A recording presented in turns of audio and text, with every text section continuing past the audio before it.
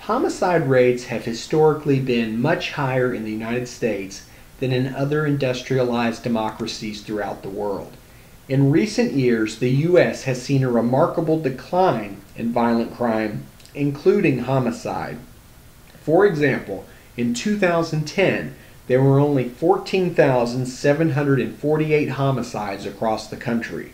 While this might sound like a high number, it is comparatively low when one considers that in 1991 there were 24,703 homicides throughout the U.S.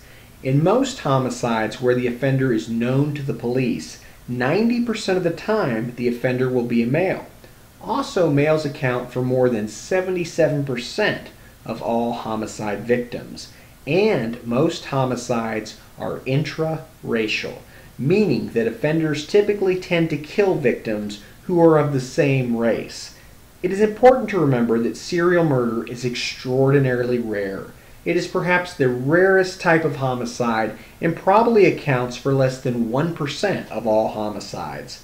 So for example, if there were 14,748 homicides in the United States for 2010, then we might conclude that roughly 147 of these homicides were committed by serial murderers. Before we begin discussing serial murder, it is first necessary to provide a definition of what constitutes serial murder. Most scholars prefer to define this concept fairly broadly and rely on a definition that was created in 2006 at the National Center for the Analysis of Violent Crime Synopsium in San Antonio, Texas. At this meeting, 150 experts in the fields of psychiatry, forensic psychology, law, criminal investigation, and behavioral analysis defined serial murder as the unlawful killing of two or more victims by the same offender in separate events. This definition, which is relied upon by most scholars, debunks the notion that all serial murderers are sexual in nature. There are several cases that do not involve sexual assaults, torture, or sexual mutilations. So we should first and foremost recognize that the notion that serial murderers are all by definition sexual motivated lust killers, it's simply not true. In fact, it is a myth. There are quite a few myths related to serial murder, and some of these have taken on a life of their own. One of the most common myths is that serial killers are nearly all white. This is simply not true. In fact, since 1995, about 44% of serial killers in the United States have been African American. For whatever reason, there has been a lack of interest by the media in African American serial homicide. A plausible explanation may be due, at least in part, to the fact that society as a whole has failed to recognize African American homicide victims, and this is especially true when the victim is poor. This lack of recognition is rooted in minority status, socioeconomic status, and perhaps even outright racism. The sad reality is that the media perceives that for whatever reason, it is covering cases of poor African Americans killing one another, and this will not sell newspapers nor earn higher viewer ratings compared to stories of Caucasians killing other Caucasians or even African Americans killing Caucasians. Of course, there are exceptional cases such as Wayne Williams, known as the Atlanta child murderer. Williams was responsible for killing at least 24 victims, most of whom were young African American males. Some were shot or strangled, others were stabbed, bludgeoned, or suffocated to death. Like I said, all of the victims were African American. Williams hated his own race and became a prolific killer of teenage boys and young men. He posed as a self-employed talent scout and used his freelance work as a cameraman to lure his victims in his control. Another exceptional case of a well-known African-American serial killer is, of course, Henry Louis Wallace, who was convicted of killing 9 African-American women over a 22-month period in an urban area of Charlotte, North Carolina. Wallace committed 60% of the murders within 1 mile of his residence. Interestingly, Wallace preyed upon people he knew, which is rare for most serial murderers who tend to murder strangers. Wallace killed both close friends and acquaintances and often befriended his female victims by acting as a big brother or helping out with handyman duties.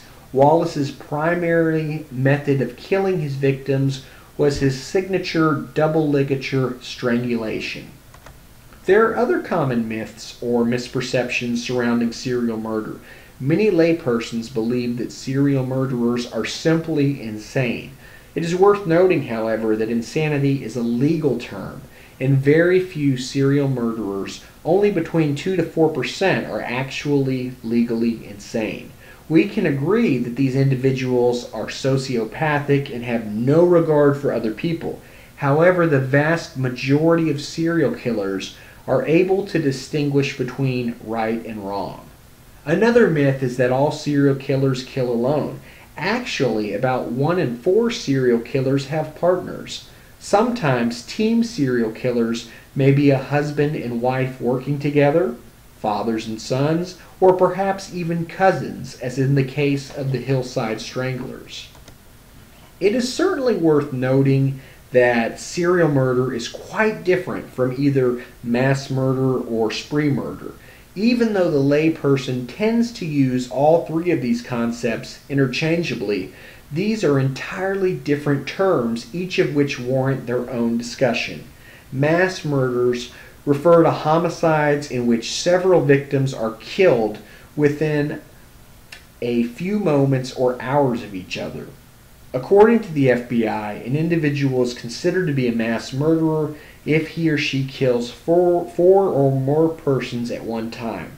Mass murder occurs much more frequently than serial murder and may happen as often as one case every 10 days in the U.S.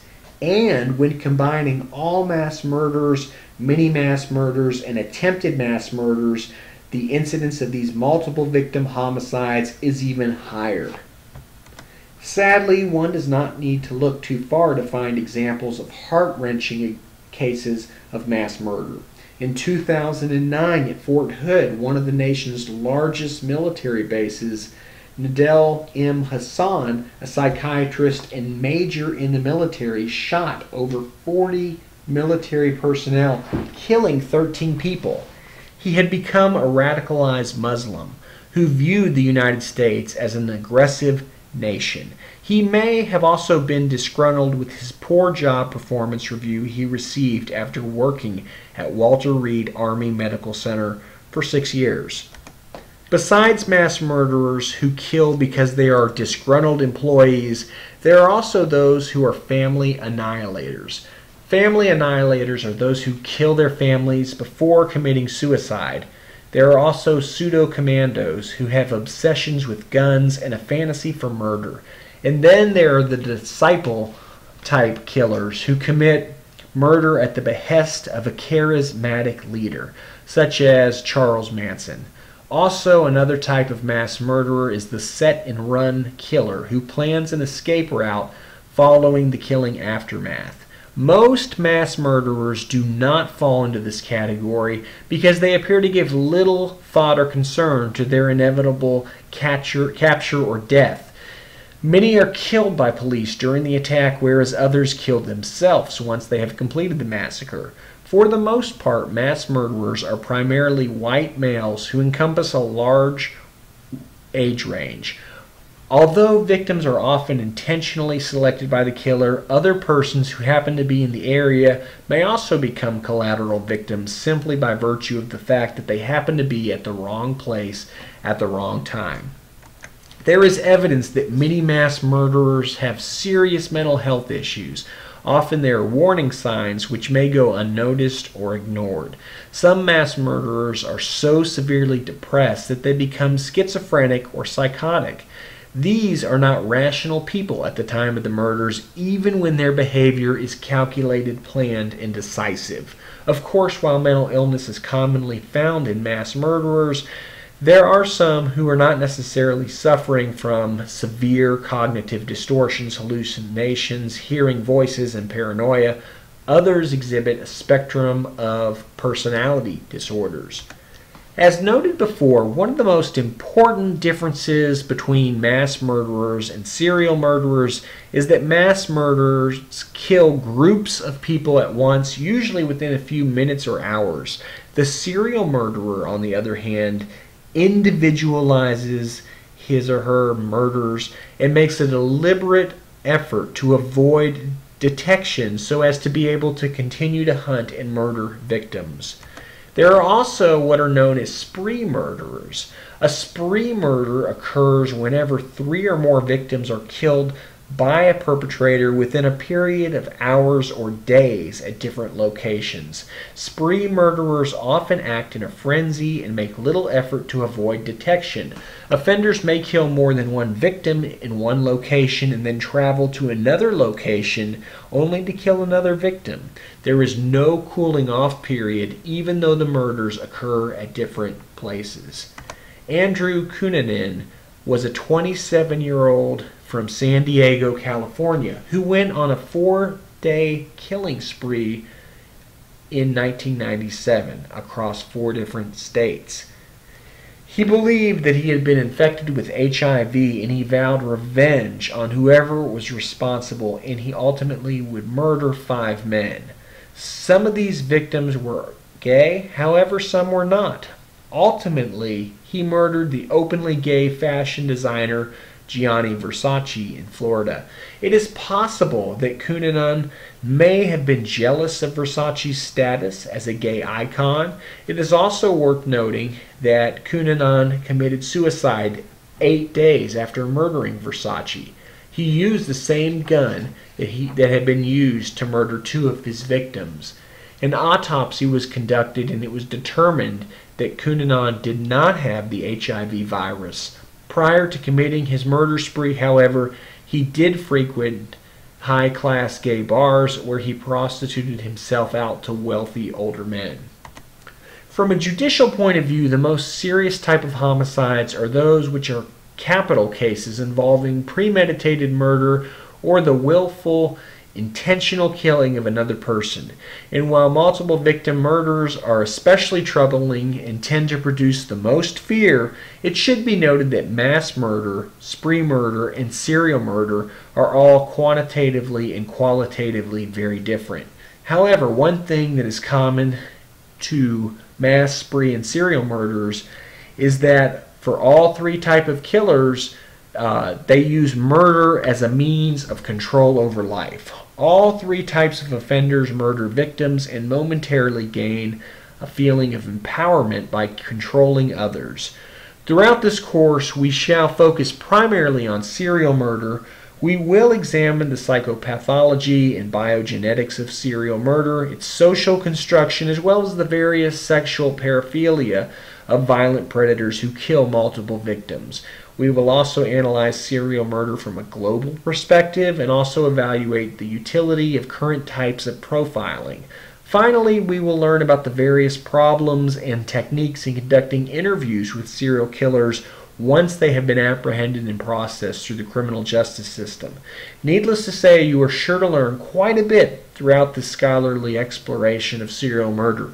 Of course, by the end of this class, you will walk away probably with more questions about serial murder. The fact is, in spite of the best efforts of criminologists, forensic psychologists, and criminal investigators, there is still very much that we as researchers simply do not know about this very disturbing and rare crime. Nevertheless, this course will shed light on many of the most current issues that are being examined in relation to this topic.